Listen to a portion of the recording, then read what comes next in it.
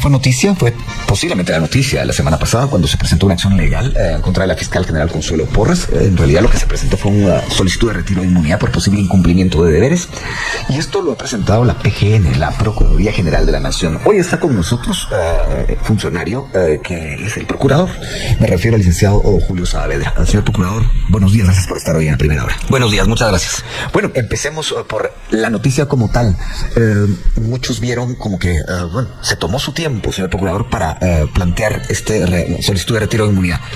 ¿Es eso o es otra la percepción? ¿Usted tenía que preparar bien el caso? Porque esto viene del momento en que llega la fiscal general y se levanta de la reunión de ministros. ¿Eso es así? Sí, efectivamente, el antecedente es el hecho que ocurrió el 29 de enero de 2024, cuando la fiscal, ante la invitación que le hizo el presidente de presentarse al Consejo de Ministros, al gabinete, a celebrarse ese 29 de enero a las 9 de la mañana, llegó a decir que no iba a estar. Prácticamente viene a decir que ya me voy, que no voy a estar y que ya me voy porque es ilegal, en términos coloquiales. Entonces, ese es el hecho. A partir de ahí, pues hay que analizar el ejercicio de la función pública, requiere responsabilidad, madurez, hay que tomarse las cosas bien, estudiarlas, y el presidente y su equipo legal hizo el estudio correspondiente y determinó que el momento para instruirme para que como Procurador General de la Nación presentara esa querella, pues se diera el 29 de febrero. Entonces, esto responde a un estudio y a una estrategia y a todo un planteamiento que el presidente tiene conjuntamente con su equipo legal, y yo como Procurador General de la Nación, al recibir la instrucción del presidente, pues la pongo en marcha esa acción legal.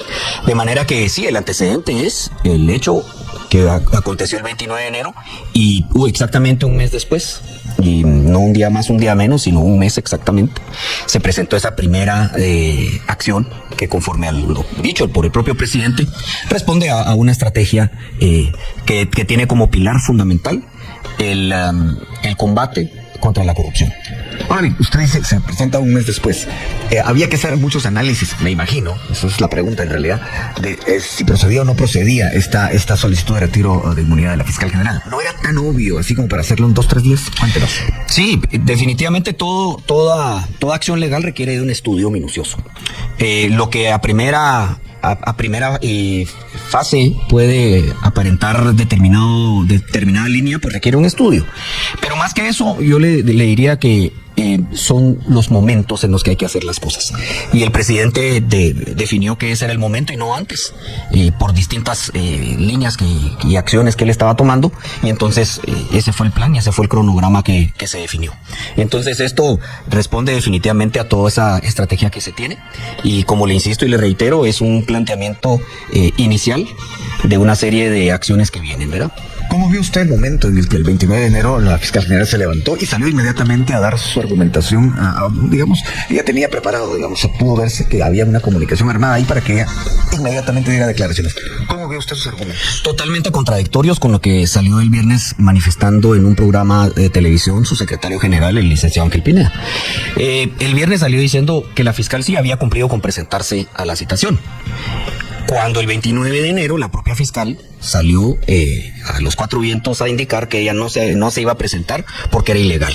Entonces hay una enorme contradicción, y esto resulta precisamente del análisis que habrán hecho en el sentido de determinar que efectivamente el artículo 4 de la Ley Orgánica del Ministerio Público le impone a la fiscal general la obligación de concurrir a la citación que el presidente constitucional le haga a esa reunión de ministros, junta de ministros o consejo. Entonces esa es una obligación clarísima, está en el artículo 4, y su incumplimiento, el incumplimiento de esa obligación no es una opción, no es que pueda la fiscal, no, dice el artículo 4 en su último enunciado, dice que es obligatorio.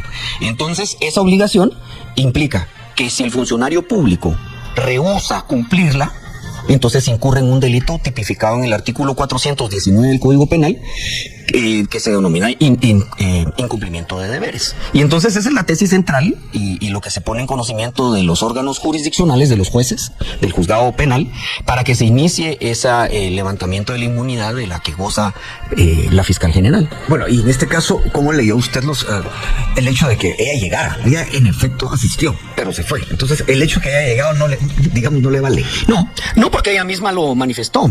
Los hechos ocurrieron de la siguiente forma. Ella se presentó el el presidente conjuntamente con los ministros y los invitados, dentro de los cuales estaba yo, como funcionario público. Usted muy cerca de ahí. Justamente al lado, sí. y pues obviamente somos funcionarios y en el ejercicio de la función pública los intereses del Estado requieren seriedad y trabajar. Entonces, estábamos ahí, el presidente declaró abierta la sesión y en ese momento la fiscal general indicó que se retiraba porque su presencia sería ilegal, y la justificación que dio fue que ese era un órgano deliberativo y que por lo tanto ella no debía participar en ese tipo de cuerpos en donde se toman decisiones de gobierno, equivocando por completo el alcance que el propio artículo 4 de la Ley Orgánica del Ministerio Público establece, porque su participación conforme a ese artículo es con voz pero sin voto. De manera que es absurdo plantear que que tiene que retirarse porque ella no puede estar presente en una citación, en una reunión de ministros en donde se toman decisiones. Cuando la propia ley orgánica del Ministerio Público establece que sí debe estar ahí, es obligatorio, lo que sí es que no debe emitir un voto. Ahí está. Entonces, esa fue la explicación. Inmediatamente dice ella y que quiere que se haga constar que se retira. Y entonces se toma nota de lo expuesto y ante ese hecho, pues la fiscal eventualmente se retira. Bueno, hablemos un poco de esta acción legal que se presentó el pasado jueves. ¿Cuál es el camino que debe seguir para quienes no lo conocen? Y creo que ya con eso ya usted puede dar una idea de en realidad qué posibilidades tiene de prosperar o no. No, impresionante lo que usted plantea, porque presentada la querella en el Centro de Gestión Penal, no pasó ni siquiera media hora y el expediente ya lo tenía el juez a cargo, que es el juez séptimo de primera instancia penal. Entonces ese es el primer paso. El centro lo traslada al juzgado. Esto ocurrió en menos de 30 minutos. ¿Eso es lo normal? No sé qué es normal, pero me llamó la atención que fuera extremadamente rápido, lo cual aplaudo. El paso siguiente es que el juez debe inhibirse de seguir conociendo y debe elevar las actuaciones a la Corte Suprema de Justicia. Y es la Corte Suprema de Justicia la que, a través de la Cámara correspondiente, debe determinar si procede a iniciar ese procedimiento de antejuicio, siempre y cuando lo planteado no sea espurio, ilegítimo o por razones políticas. Entonces acá los ciudadanos... los argumentos que escribió el Ministerio Público a eso me quiero referir puntualmente. Ustedes pueden juzgar con toda facilidad si el tipo penal de incumplimiento de deberes que contempla que el funcionario público que rehúse a cumplir una obligación que la ley le establece, le aplica a la fiscal. Fíjese. Primera pregunta: ¿cuál es la obligación que tenía la fiscal de conformidad con la ley? Y la obligación, de acuerdo con el artículo 4 de la Ley Orgánica del Ministerio Público, es presentarse a la citación, y es de manera obligatoria, no es optativo. Ella tenía que presentarse, asistir con voz, pero sin voto. Al ella rehusarse permanecer en esa reunión de ministros, conforme al artículo 4, incurre en delito. O digámoslo de otra forma, podría, para tutelar el principio de presunción de inocencia, porque al final quien debe determinar si se incurrió o no en delito, pues eso es el órgano jurisdiccional, es un juez. Bueno, pero en el proceso estamos en la Corte Suprema de Justicia, estamos en la Cámara correspondiente. Sí, y aquí estamos tratando de determinar y justificar y explicar que esto no es un aspecto de contenido político, ilegítimo o espurio. No es político porque es un acto contemplado en la ley y fue una obligación que la ley le establece. Es decir, el acto está tipificado como delito, incumplimiento de deberes, ante el incumplimiento de una obligación que la ley establece. No es espurio, la conducta ocurrió. O sea, ¿qué de espurio tiene? Al contrario, esto es más que puro, esto es legítimo. Y entonces, en todo caso, sobre la culpabilidad o no, eso no nos podemos pronunciar los funcionarios públicos, sino es única y exclusivamente un juez. Entonces, ese primer filtro que va a hacer la Corte Suprema de Justicia, pues si determina que el antejuicio no es espurio, la solicitud de levantar la inmunidad no es, y el antejuicio no es espurio, ilegítimo ni por razones políticas, entonces lo remite al Congreso de la República, quienes deben elegir a una comisión, designar una comisión, y esta debe presentar su informe después de hacer todas las averiguaciones correspondientes, con una recomendación que debe conocer el Pleno, y el Pleno votará si le levanta la inmunidad o no. Si le levanta la inmunidad, entonces regresa al organismo judicial para que a su vez se continúe a través del juez competente con el proceso penal, y como juez contralor le va a ordenar al Ministerio Público que asigne un fiscal especial para que lleve a cabo todos los actos de investigación y eventualmente acusación. Bueno, dos cosas ahí. Antes de llegar al fiscal especial, que creo que es un tema que vale la pena que se explique y que se entienda bien, entre los argumentos del Ministerio Público y el argumento incluido en su comunicado de prensa, es que podría haber obstrucción a la justicia. Y contextualizo. Hay un caso que se sigue que se conoce como corrupción civil. ¿Esto no podría de alguna manera vincularse? No, en lo absoluto. Son aspectos totalmente distintos. Es un hecho que ocurrió, el que yo puse en conocimiento de un juez penal. Es un hecho que ocurrió el 29 de enero. Y su origen es por una conducta ocurrida ese día y no antes. Esto es un hecho totalmente distinto. Lo que sí es que pinta e ilustra y pone en evidencia la secuela de actos que la ciudadanía presenció por parte del sector justicia. ¿Y a qué me refiero puntualmente? Me refiero a los distintos casos planteados en contra de periodistas, en contra de operadores de justicia y lo más grave, todas las acciones para vulnerar y para poner en duda el propio proceso electoral. Se llevó al extremo en una conferencia de prensa por 2 fiscales del Ministerio Público, obviamente, de afirmar que las actas 4 certificadas por juntas receptoras de voto eran nulas. Y eso traería o podría traer como consecuencia la nulidad de los resultados. Imagínense lo grave de esto. Entonces, este tipo de acciones, en la negativa de querer coordinar su política con la política general del Estado conforme al artículo 134 de la Constitución, ponen en evidencia realmente cuál es la voluntad al respecto y que realmente estamos ante un estado de legalidad y no al sometimiento de los funcionarios y del Estado al Estado de Derecho. Bueno, hablemos ahora de la figura del fiscal especial. ¿Quién lo nombra? ¿Qué se puede esperar de un fiscal especial en un caso como este tan particular, digamos así? Bueno, se esperaría lo que se predica a los 4 vientos y que hemos escuchado reiteradamente por parte de los voceros del Ministerio Público, y es objetividad y por supuesto legalidad de su actuar. Eso es lo que realmente esperaríamos que ocurra y que se lleve a cabo la investigación eventualmente conforme a esos principios de objetividad. Claro, pero ahondando en el tema, el fiscal general, ¿quién lo nombra? El fiscal especial, ¿quién lo nombra? ¿Y qué independencia puede tener? Tiene que tener, y ahí es donde va a estar en juego el funcionamiento de las instituciones, de la institucionalidad y en concreto de la objetividad con la que un fiscal debe operar. Recuerda que esto no es un hecho de menor grado, o sea, es muy importante y vamos a estar todos muy vigilantes al estilo que la propia fiscal general planteaba hace 6 años que iba a estar vigilante. Pues nosotros también, porque nosotros queremos que se garantice ese Estado de Derecho y el acceso a la justicia. ¿Cómo se puede estar vigilante con un fiscal especial? No, porque el proceso penal le da derechos también a las distintas partes y a los sujetos en el proceso. Y entonces por eso es que tenemos un juez contralor y el hecho no se puso en conocimiento directamente del Ministerio Público, sino de un tribunal, para que realmente se ejerza ese control, ¿verdad? Que el organismo judicial ejerza un control y se garantice los derechos de los sujetos procesales. Bueno, antes de ir a la pausa, señor procurador, la pregunta es, en estos momentos, digamos, esta solicitud de retiro de inmunidad podría quedarse ya fuera de juego ahora mismo donde está, o todavía hay algo más que se puede esperar desde el punto de vista legal. No, o sea, desde el punto de vista legal está en ¿puede desestimar ahora mismo dónde está o no?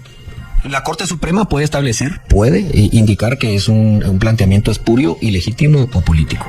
De hacerlo, pues obviamente se va a poner en evidencia nuevamente el estado en el que se encuentran nuestras instituciones, porque nosotros creemos que el caso y los hechos puestos a conocimiento del organismo judicial realmente constituyen delito, o podrían, ¿verdad? Y deben investigarse. Entonces, para nosotros el caso es sólido y pues tiene que conocerse con seriedad. Y esto es solo antes de la pausa, todavía un par de segundos tenemos. Si, digamos, viene la Corte Suprema y dice que es espurio, porque no, que ¿hay alguna manera de recurrir tal cosa o no? Bueno, habrá que revisar qué planteamiento podríamos tener, pero en principio creo que tendríamos solo los mecanismos extraordinarios para la tutela de los derechos, ¿verdad? Ante la Corte Constitucional. Bueno, veo el reloj y ahora sí es momento de ir a la pausa. Volvemos pronto. Hoy conversamos con el Procurador General de la Nación, Julio Saavedra. Gracias a usted por estar con nosotros. Aquí con Julio Saavedra, que es el Procurador General de la Nación, estamos hablando no solo de la acción legal presentada la semana pasada contra la fiscal general Consuelo Porras, sino también vamos a conversar acerca de otros aspectos relacionados con lo que se conoce como la PGN. Y claro, el presidente en una entrevista el pasado viernes anunció que vienen más acciones legales. Obviamente dijo no puedo adelantarlas, pero ¿usted reafirma tal cosa, señor procurador? Por supuesto. Más acciones legales, digo, en este tema. No, definitivamente el planteamiento que tiene el presidente sigue una estrategia y obviamente en su momento él me instruirá para que yo revise, analice y presente las acciones que se consideren pertinentes. De momento lo que se tiene es eso, y habrá que esperar, ¿verdad?, a recibir la siguiente instrucción. De momento lo que se tiene es eso. Quiero preguntarle algo. ¿Cabe algún tipo de acción luego de lo que ocurrió, digamos el 30 de septiembre, recuerdo la fecha, cuando se hace el allanamiento en el TSE y se sacan las cajas? Entonces, no cabe ningún tipo de acción legal, no digo contra la fiscal general, contra diferentes funcionarios del MP por dichas situaciones. Pues habría que revisarse. Yo todavía no he recibido una instrucción al respecto, pero habría que revisarlo. Yo le digo, hay tanto que enderezar para el verdadero sometimiento al Estado de Derecho en Guatemala, que es cuestión de estudiar bien, y que el presidente, pues a partir de su planteamiento y de su estrategia, me dé las instrucciones que se estimen pertinentes. Yo no puedo actuar de oficio, necesito una instrucción del presidente de la República, y como abogado del Estado, pues plantear lo que corresponda para defender los intereses del pueblo, ¿verdad? Interesante lo que acaba de decir. Yo no puedo actuar de oficio. Valdría la pena adentrarse un poco en la función del PGN, porque de alguna manera, en algunos casos, no diré que siempre, es como una figura un poco gris. Es el abogado del Estado. ¿Cuándo puede actuar, cuándo no? Cuéntenos. No, sí, por supuesto. El artículo 252 de la Constitución establece cuáles son las funciones que le corresponden a la Procuraduría General de la Nación. Y estas, yo le diría, tres principales establecidas en la Constitución, y obviamente otras funciones también principales establecidas en otras leyes. Estas tres constitucionales son la asesoría y consultoría del Estado. Digamos que es el asesor jurídico del Estado. No del presidente. No, del Estado. Buen punto el que usted plantea. El asesor jurídico y abogado del presidente es el secretario general de la presidencia. Es una secretaría creada por mandato constitucional. Él es el abogado del presidente. El procurador general de la Nación es el abogado del Estado. Entonces ejerce la asesoría y consultoría del Estado. La otra función fundamental es representar legalmente, representar al Estado de Guatemala. Entonces se representa tanto en lo nacional como en procesos que se planteen en el ámbito internacional. Por ejemplo, los arbitrajes de inversiones. Ese es un tema muy importante para el país. Otro tema son las actuaciones ante la Comisión Interamericana de Derechos Humanos y ante la Corte Interamericana de Derechos Humanos. La Procuraduría General de la Nación es la que tiene la obligación de defender los intereses del Estado ante estos entes y en esos casos. Como recientemente ocurrió, le comento, el lunes recién pasado estuve en la primera audiencia presencial ante la Comisión Interamericana de Derechos Humanos, argumentando sobre un caso en defensa de los intereses del Estado. ¿Se puede saber cuál es ese caso? Es el caso de las 14 comunidades quechíes en contra del Estado de Guatemala. Es ante la Comisión Interamericana de Derechos Humanos. Y acá lo que se propuso, esta es información pública que se puede verificar, se propuso un acuerdo de solución amistosa. Eso forma parte de los lineamientos políticos del propio presidente de la República, en el sentido que este tipo de controversias puedan irse solucionando para realmente buscar una respuesta integral a los problemas de las poblaciones. Importantísimo el que se pueda solucionar, ¿verdad? Y evitar esa conflictividad enorme que existe. Ante la Comisión Interamericana de Derechos Humanos también hay casos planteados y medidas cautelares, como por ejemplo las medidas cautelares que se decretaron en favor del periodista José Rubén Zamora. Medidas cautelares también en favor de operadores de justicia, jueces, abogados. En fin, hay una serie de cuestiones que tienen que tramitarse ante la Comisión, y la Procuraduría General de la Nación pues debe representar al Estado en estas instancias. Y básicamente ahí también lo que se hace es recopilar información de cómo ha cumplido la institucionalidad guatemalteca, o sea, el Estado, para poder frenar esos abusos que han sido denunciados por las personas protegidas. Y entre ellos es, por ejemplo, en los casos en donde haya que hacer una investigación criminal, una investigación de tipo penal que ha hecho el Ministerio Público al respecto. Entonces son aspectos importantes. También se denunciaba el estado de salud de José Rubén Zamora y se le fue demostrando cuál ha sido la respuesta que a partir de la presidencia del presidente Arévalo se ha ido llevando a cabo, ¿verdad? La atención, el ministro de Gobernación. ¿Se le ha dado seguimiento a ese tema? El periodista José Rubén Zamora. No solo ese, sí. Pero digamos, es un ejemplo. Es un ejemplo que, pues, a vista de muchos, pues lo tendrán presente. Se le da seguimiento y se busca lo que reiteradamente he manifestado, que es el sometimiento del Estado a un verdadero Estado de Derecho y no un Estado mañoso de legalidad. Entonces, otras funciones de la Procuraduría General de la Nación es la representación legal, representación del Estado y defensa del Estado en los distintos procesos judiciales que se plantean. Intereses del Estado. Sí. Bueno, lo detengo un momento ahí, licenciado Saavedra. Sí. Y es el caso de las vacunas rusas. Este mes se vence ese contrato. Son aproximadamente $80 millones y creo que es noticia. Todo el mundo lo sabe. Las vacunas vinieron tarde, mal y nunca. Hay muchas dudas al respecto. Se pregunta en un lugar, se pregunta en otro y nadie sabe nada. ¿Qué puede hacer o qué tiene que hacer la PGN en ese caso? Muy buena pregunta, porque la PGN va a actuar conforme a las instrucciones que reciba del organismo ejecutivo para plantear las demandas que puedan corresponder. Usted dice de oficio no puede. No puede. Tiene que recibir instrucciones. Y por eso el valor importante de lo que usted preguntaba, en el sentido de en las abogacías del Estado y en la representación, en los juicios, la Procuraduría General de la Nación y el procurador actúa siempre con instrucción del presidente, salvo, pues, obviamente en la obligación que tiene todo funcionario público de denunciar aquellos delitos cuyos hechos le consten. Entonces hay una obligación de denuncia. Pero por regla general tiene que existir una instrucción del presidente, del Ejecutivo.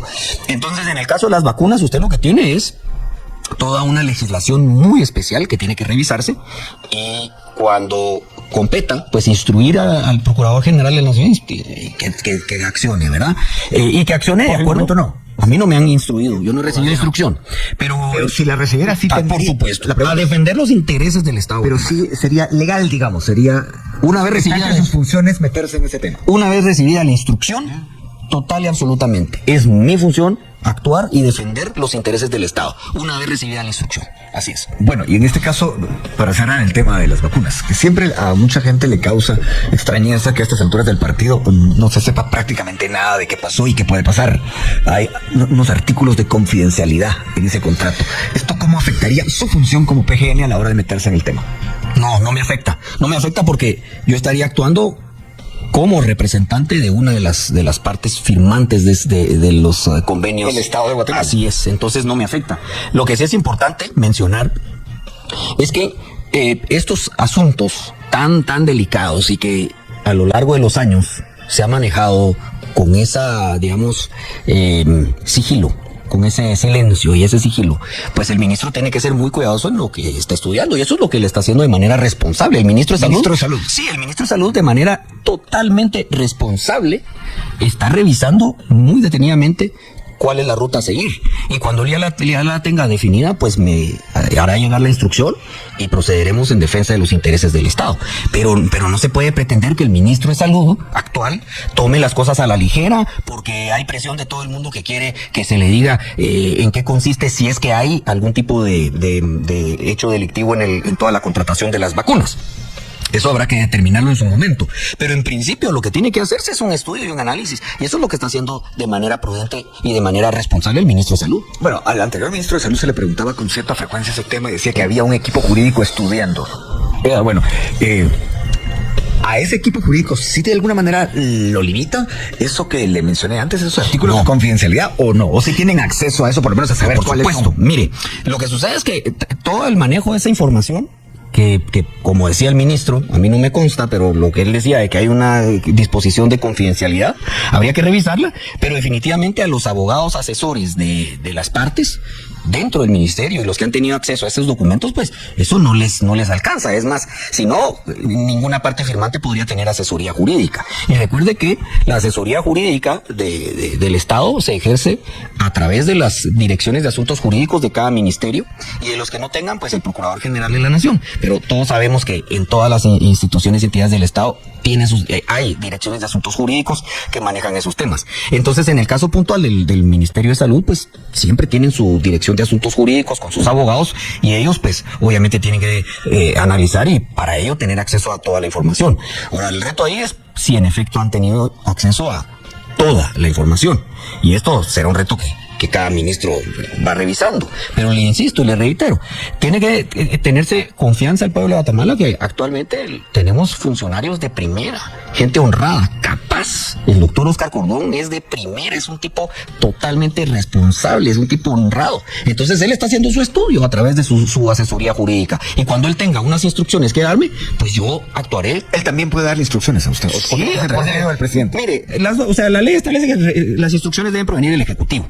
Para un asunto de trascendencia, es mejor que la instrucción venga del presidente de la República. Pero en la defensa de los juicios, por ejemplo, en los juicios laborales, etcétera, esas son instrucciones que se reciben del ministro o de la ministra en su caso. Pero puede ocurrir de ambas formas. Bueno, hablemos un poco, regresemos al tema de la solicitud de retiro de inmunidad contra la fiscal general Consuelo Porras. Usted seguramente leyó y vio, pues fue público, que hubo algunos abogados que salieron a decir que sí, que consejo, que gabinete, que no es lo mismo. ¿Eso cómo hay que entenderlo según usted? Sí, como hay que entenderlo es, en 1948 hay una legislación, ¿verdad? Posteriormente viene la división del Ministerio Público. Bueno, va a hacer referencia a la Constitución y al artículo 251 y 252 de la Constitución, que con la reforma constitucional de 1993, pues se hace esa separación de la Procuraduría General de la Nación y el Ministerio Público. Y ahí está, entonces, se decreta, el Congreso decreta la ley orgánica del Ministerio Público. Pero traíamos una ley del Ejecutivo que todavía traía el concepto de Junta de Ministros, Consejo de Ministros. Y entonces esas es las figuras que la ley orgánica actual del Ministerio Público respeta. Y establece el artículo 4 y se refiere a Consejo, Junta de Ministros o Consejo de Ministros. Posteriormente, en la ley del Ejecutivo esto cambia. Y esto es lo que los abogados han insistido a diestra y siniestra, que el artículo 16 establece que no son gabinetes específicos. Esto es falaz. Esto es poco serio. El artículo 4 de la ley orgánica del Ministerio Público establece que es Junta de Ministros. Y esto era en concordancia con el diseño que traía en su momento, cuando se decretó esa ley, de cuál era realmente el Consejo de Ministros, y así se le denominaba. Entonces, no podemos aceptar ese tipo de referencias que lo que quieren hacer es como darle una salida a la inexplicable e ilegal conducta de rehusarse un funcionario público a participar en algo que es su obligación. ¿Cómo podría haber ocurrido el 29 de enero, verdad? Bueno, la verdad es que una entrevista periodística, este tipo de temas siempre, digamos, son términos complicado porque por más bien que se explique, mucha gente dice, una especie de legalismo. Pero creo que valía la pena escuchar su punto de vista al respecto. Quisiera ahondar un poco siempre en el tema de las funciones del PGN. Y aquí viene una pregunta que... ¿No le parece a usted que esa figura ha sido un poco gris en los últimos tiempos? Con excepciones, por supuesto. Bueno, acá tengo que hacer referencia al extraordinario papel que han tenido ilustres abogados a lo largo de la historia constitucional del país. O sea, no podemos generalizar. Pero sí que hemos visto, digamos, roles de diferentes tonos en los procuradores que han ocupado el cargo. Realmente yo no veo como ético, como profesional, que yo ocupando el cargo venga a criticar lo actuado por mis predecesores. Pero puede ser un grandes rasgos. Preferiría mejor concentrarme en los retos que tengo por delante y no referirme a la actuación de los anteriores. Porque considero que yo estando ahí sentado no estoy para criticar lo que han hecho, los aciertos o desaciertos. Estoy ahí para enderezar las cosas que yo considero que no están enfocadas como debiera. Y ese es el reto. El reto es, Guatemala tiene que ser sometida a un Estado de Derecho y dejar esos gatopardismos en donde nos pierden con argumentos falaces, legales, en donde se privilegian las formas y no el fondo, cuando no terminamos de comprender que es precisamente en ese formalismo que están las intenciones de fondo de querer mantener dormida a la sociedad. Y esto responde a una concepción, Felipe, de los roles que tiene el Estado de Guatemala para con sus ciudadanos. Ya lo dije yo en otra entrevista, pero es importante recalcarlo. El rol del Estado es garantizar la plenitud del ejercicio de los derechos y libertades de los ciudadanos. Pero hemos visto cómo en los últimos 6 años el rol del Estado se ha comprendido como aquel que tiene que defenderse de las embestidas y ataques de los ciudadanos. Eso es lo más antagónico posible a qué comprendemos por Estado de Derecho. Estado de Derecho es todo lo contrario. Estado de Derecho es comprender que el Estado se organiza para proteger a la persona y proteger esa esfera jurídica de derechos y garantizar que las personas vamos a poder ejercerlas libremente. Pero ¿cómo se explica usted entonces que la perversión que se da de la interpretación de la libre emisión del pensamiento y que porque usted exprese sus puntos de vista en redes sociales o en una columna o en cualquier medio escrito o digital, entonces usted puede ser sujeto de persecución por lo que usted dijo. Y esto no es un pensamiento de algo que podría pasar. ¿Se refiere al caso del periódico? Me refiero al caso de los más de 12 periodistas que sufrieron una persecución legal, una persecución penal. Mire, el Ministerio Público estaba convencido que esas personas tienen que estar presas. Imagínense la conceptualización de las funciones del Estado que tiene el Ministerio Público en ese sentido. Es una función en donde el Estado se está defendiendo de lo que los ciudadanos puedan estar opinando. Imagínense usted el nivel de contradicción que tiene el Estado. El Estado se organiza para proteger a la persona y no para el Estado protegerse de las personas. Es absurdo pensar que el Estado tiene que volcarse y atacar a las personas, y menos por la libre emisión del pensamiento. Entonces, eso es en lo que hay que enfocarse. En vez de pensar y voltear a ver qué han hecho bien o mal los predecesores, mejor enfoquémonos en los retos que tenemos en el futuro y en cómo lograr que las personas que han sido tradicionalmente, y por lo menos en los últimos 6 años, víctimas de estas embestidas, podamos garantizarle un Estado de Derecho. Y bien, hasta acá el video de hoy. Recuerden que ustedes tienen la última opinión que pueden dejar acá abajo en la cajita de comentarios. Dicho esto, nos vemos hasta el siguiente video. Adiós.